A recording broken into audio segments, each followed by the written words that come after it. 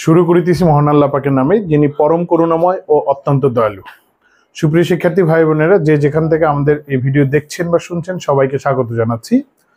English is simple, এরকম 50টা rules আছে যার মধ্যে দিয়ে ইংলিশটা আপনার কাছে সহজ হবে।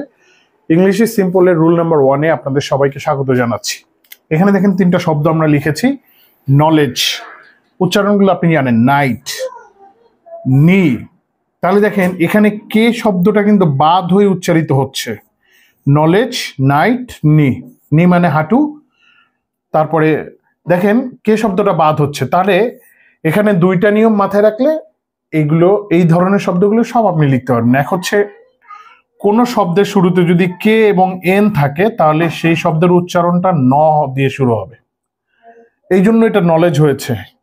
আর কোন শব্দের শুরুতে যদি কে এবং এন থাকে তাহলে কে শব্দটা সাইলেন্ট হয়ে যাবে, এই শব্দটা উচ্চারিত হবে না, অনুচ্চারিত থাকবে।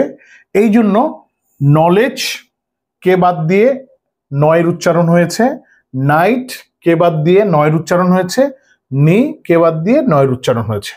আশা করি বুঝতে পারছেন।